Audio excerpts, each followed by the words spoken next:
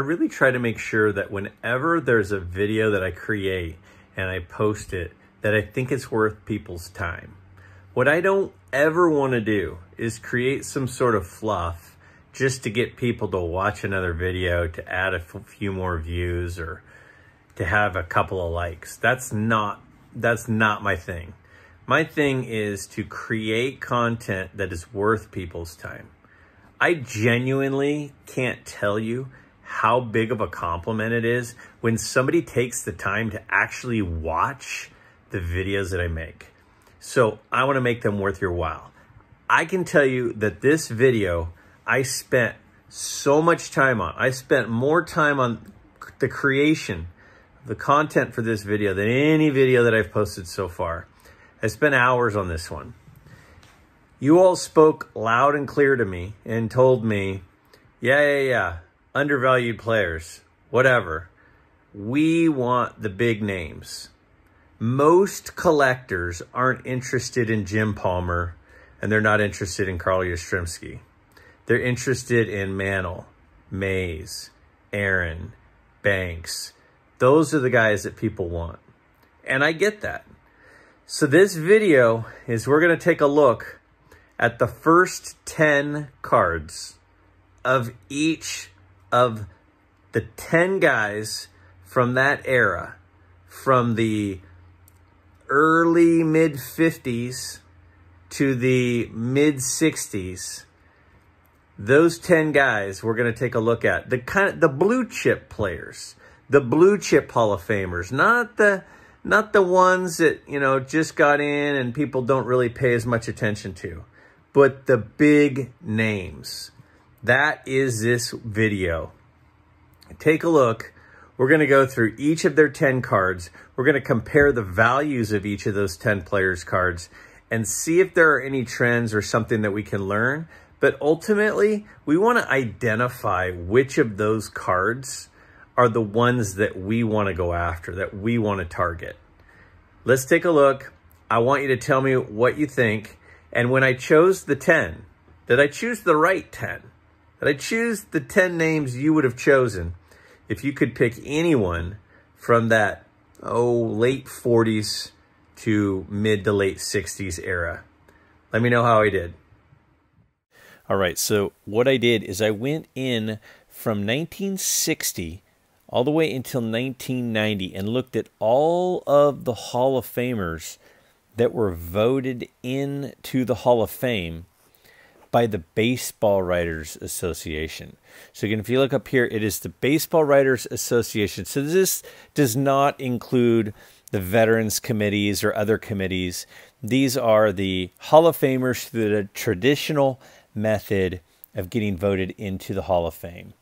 And if you look through here, I have some highlighted and some not highlighted. And then at the bottom, I also included Roberto Clemente. Roberto Clemente was not included by the Baseball Writers Association in a normal ballot. After his untimely death, what they did in 1973 was they had an extra special session and he got voted in then. But I felt like he really needed to be included. Other than him, these are the 30 with the highest percentage of the vote. So if you look here, for example, Johnny Bench is in red, and Jim Palmer and Frank Robinson are in red. And the reason that they're in red is because these are guys I've already done a video on fairly recently about how I think they're undervalued. I think Johnny Bench is very undervalued. Carl Yastrzemski, Jim Palmer, Frank Robinson. These guys are undervalued. Then I did a video about catchers and how I think catchers are undervalued, like Yogi Berra. So those guys I'm not going to include and focus on in this particular video because I'm focusing here on the blue chip names. The biggest names is what I want to take a look at. So the ones that I have not shaded any color that are in white there, those are the ones that this video is going to focus on. And I wanted to do 10.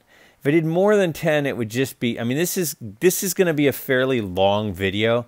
This is not for everyone because this is a pretty deep analysis and look into the cards of the 10 players that I think stand out here. You know, we got Robin Roberts there and some of these other players, you know, and the reason I wanted to point out too is those guys were not necessarily first ballot Hall of Famers. I mean, Yogi Berra wasn't even a first ballot Hall of Famer. So some of the guys that are in there are great players and they're Hall of Famers, but they're not the 10 I want to focus on. I really want to focus on who did I think the top 10 blue chip, top tier names are, like the Hank Aaron's of the world. Everybody knows Hank Aaron. Everybody knows Willie Mays. Everybody knows Ted Williams. And so those are the guys that in this video I want us to take a closer look at. Because we've already looked at the undervalued people. Now let's look at the ones that are the high demand guys. And Al Kaline is an interesting one because some people think he's undervalued. And after looking over this video, I think I agree. I do think he is undervalued. Duke Snider, I think, is undervalued. Ernie Banks, maybe. Clemente's pretty expensive, but most of these guys are the ones that the common collector that are interested in vintage, if you're thinking about getting into vintage, are the ones that you want. The Lou Brocks, the Eddie Matthews, the Joe Morgans, those are guys that you could consider putting on the underappreciated list. They're not the biggest big names. Now, obviously, there are huge names like Babe Ruth and Ty Cobb and Jackie Robinson, and I kind of have them a little bit before this. But for this, we're just looking at those 10. So let's focus now on those 10. Now, they're ranked based on their percentage of ballots that voted them into the Hall of Fame. And when we look here, you can see some of the names are in yellow. So like Hank Aaron here, none of them are in yellow. But then there are 3 for Willie Mays that are in yellow. And there are some others that are in yellow. First off, this first column, these are their rookie cards. Now, some of the players have 2 rookie cards, so it makes it a little tough. But I wanted to look at their first 10 cards. Some of them have 2 cards from different years, and some of them have 2 rookie cards. But back to the yellow and the not yellow, the white. The yellow ones are cards that I found the valuation from PSA's auction realized prices. The white ones are recent sales on eBay in auctions. So when I look here at these and I'm seeing that there's just a handful of yellow, that's because most of these cards I found a recent comp. So looking at Hank Aaron, Hank Aaron's rookie card is $4,746. And I rounded these all to the nearest dollar. And, you know, you can make an argument that Hank Aaron might be, I don't know, the best hitter ever. You could make the argument he's a better hitter than Mickey Mantle. You can look at his second year card is $907 and his rookie card is $4,746. So is Hank Aaron undervalued? So as we look through all of these 10 of the big names, I wanted to set it up this way because you can compare the cost of their rookie cards, right?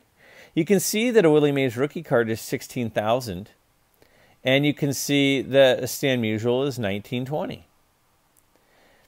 I'm going to make that a little wider so that that whole number fits because Mickey Mantle's card is $116,000, and that's not even his rookie. That 52 tops. Remember, that's not his rookie card. That is his second-year card. And he actually has 2 second-year cards. He has a 52 Bowman and a 52 Topps. So we got Willie Mays here, and that card, his 4th card, is more than his 2nd card. So we have his 51 Bowman is $16,414. But then next to it, we have the 52 Bowman is $3,000. Now, what are these values of these prices? What are we looking at? These are PSA 5s, all of them. I wanted to stay consistent. And so I chose PSA 5 because, one, there's a good chance that there would be a lot of comps across every single player. And then also a PSA 5 is a good choice because I like to choose the grade from the decade that the card is from. So in this case, a lot of these cards are from the 50s.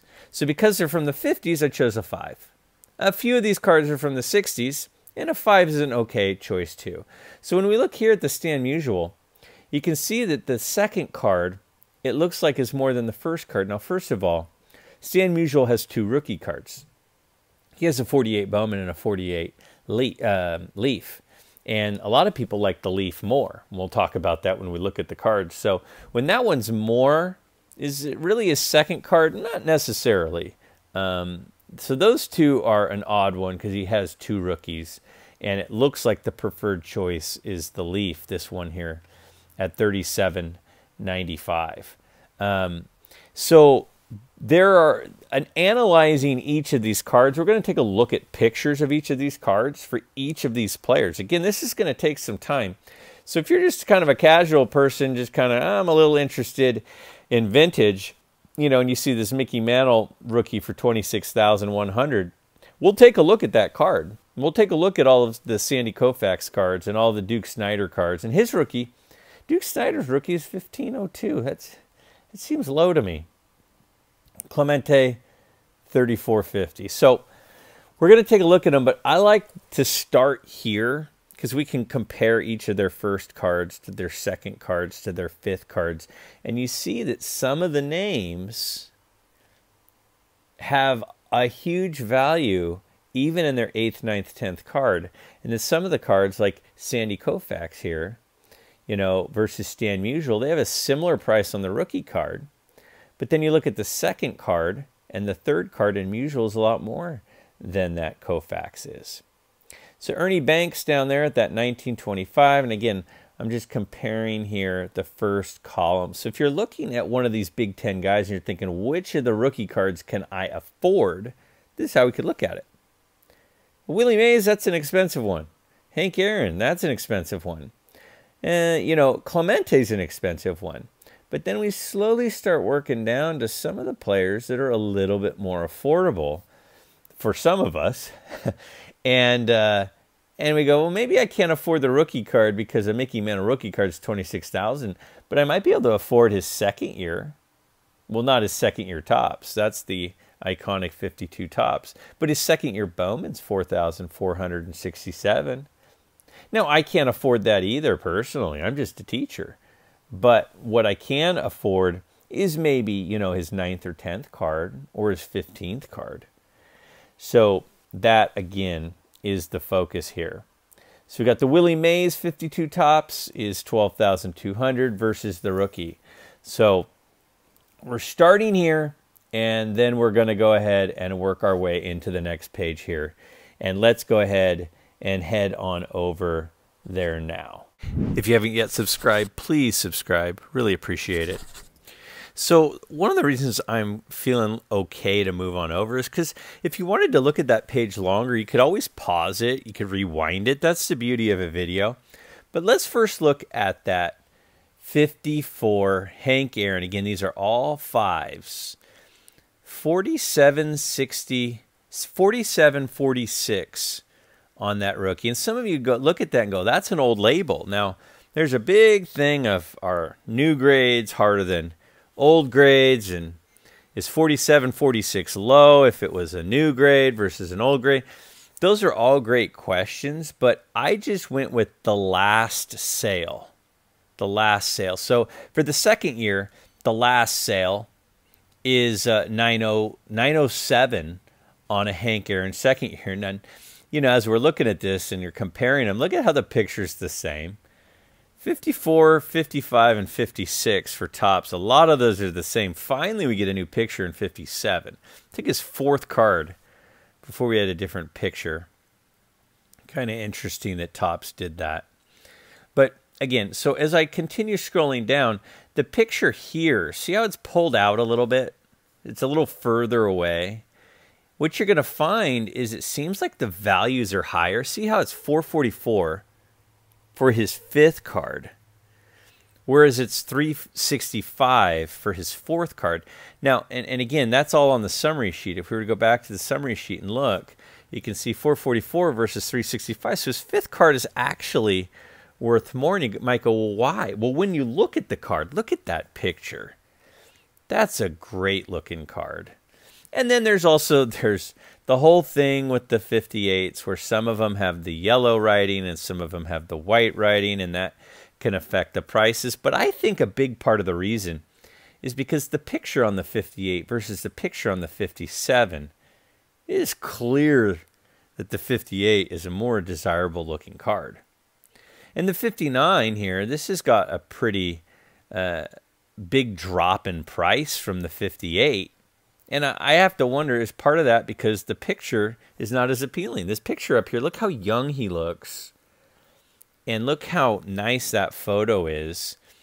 But then you go to the 59 to the 60, and the photo's pulled out a little bit. And then you go down, it's pulled out even more in the 61, and the price drops even more. Now, these are newer cards, so of course they're not going to be worth as much.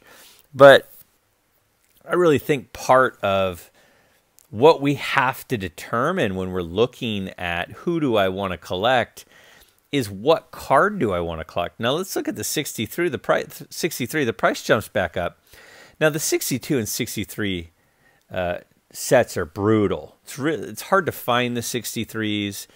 The coloring along the bottom gets dinged up. It's really hard to get good grades. The 62, that border is tough. So that's part of why you'll see a jump in the price. But I think part of it also is the picture.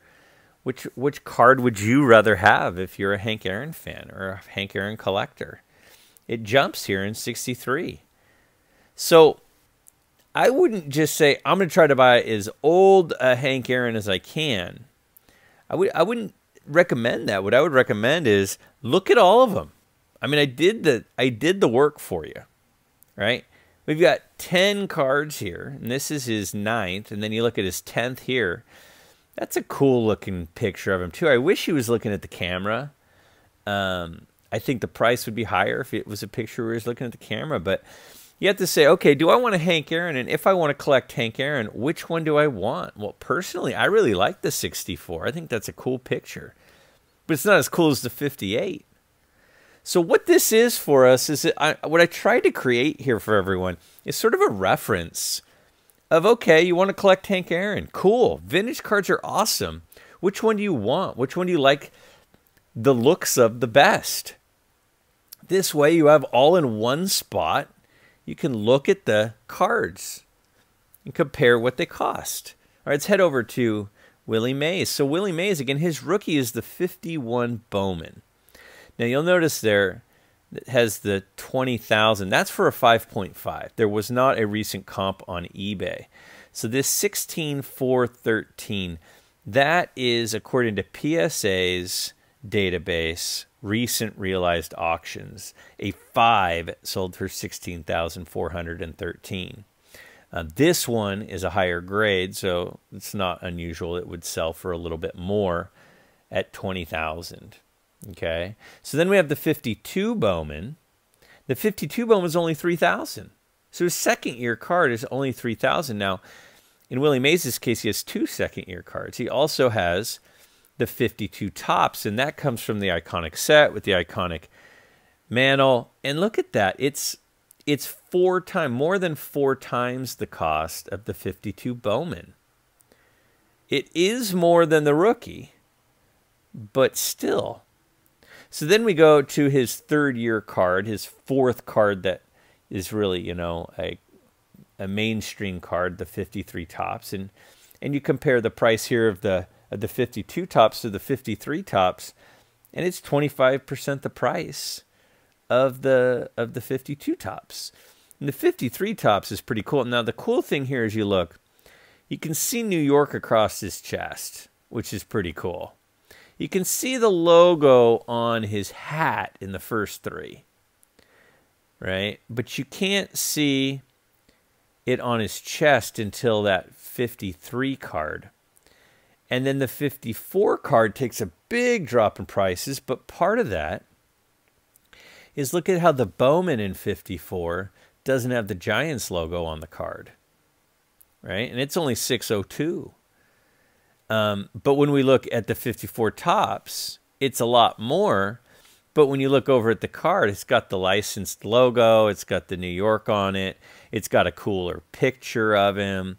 I mean, that 54 tops is a lot more desirable looking card with the logo for Giants, with the big NY on the hat, with the licensed card with the, the big smile on it versus the 54 Bowman. But if you're just trying to get an old Willie Mays and get the most bang for your buck, then maybe go 54 Bowman.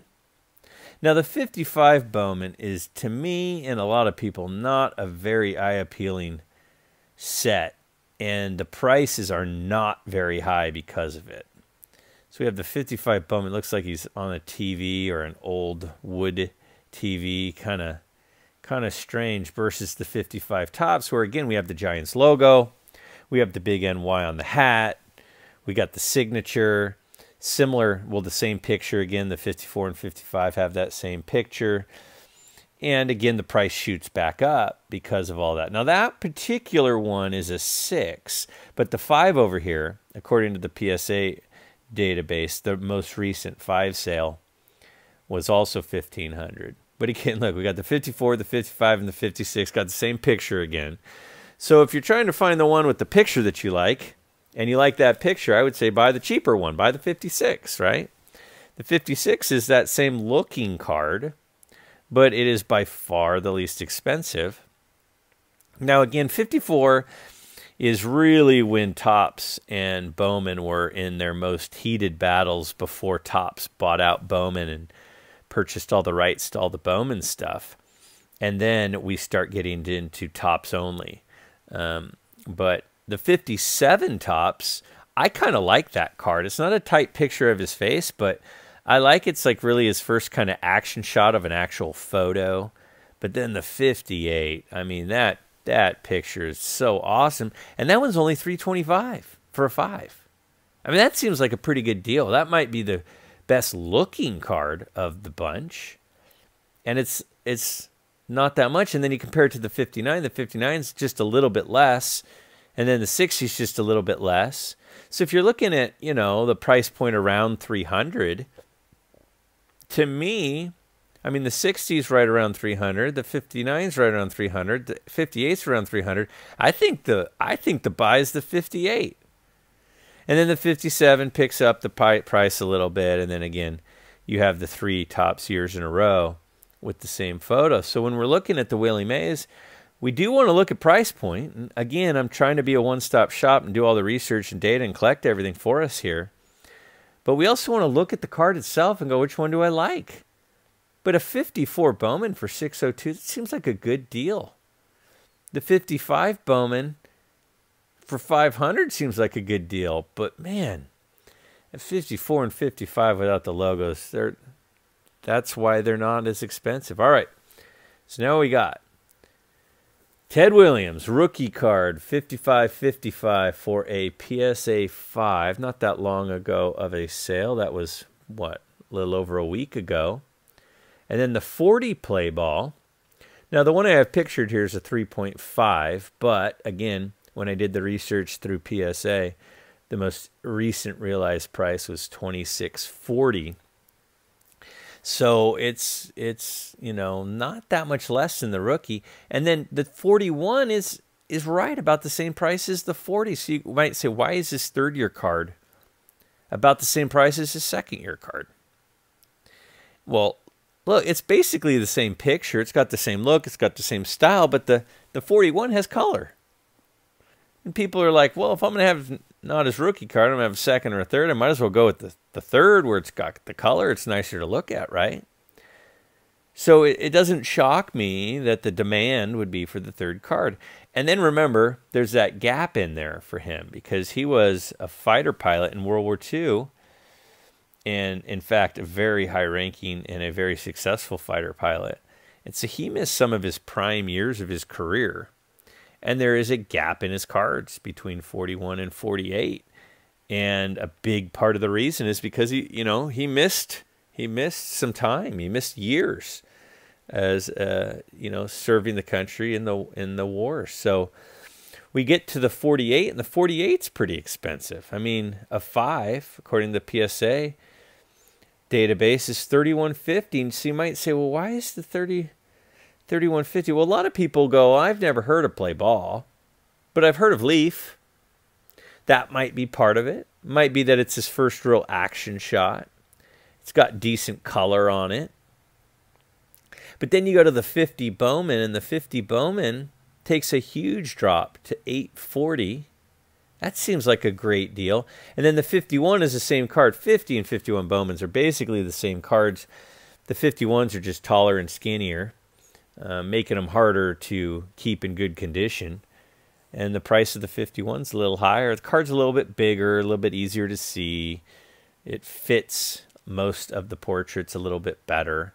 So it's not that surprising that that one would be higher. And then there's no 52 tops for, or 53 tops for Ted Williams, because he was having some contract issues, wasn't down with the tops thing. He was doing Bowman. So he's got this gap in there again, and it's not because anything other than he didn't have the they didn't have the rights to his pictures on the cards. And then we got the 54.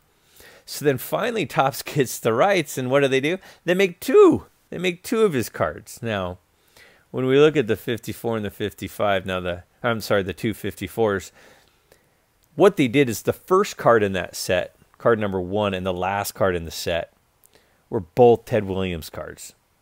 And the problem with that is a lot of those kids would put rubber bands, and you could see there, I did choose a miscut one. That was a goof on my part. I apologize, on the 54 number 1 card. But kids would put rubber bands around the set, right, around all their cards. And so those cards on the top and the bottom would just get really beat up. So the 54, both 54 Toppses are really hard to get in good condition because of that. And then again, 54 and 55, they use the same picture. And then in 56, they use the same picture again. So again, a very similar looking card, 54, 55, 56. But now we're getting in the much more affordable range in the Topps cards for Ted Williams. I mean, his first Bowman card, the play ball cards, and then the Leaf card, and then some of the Bowman cards, those are pretty pricey.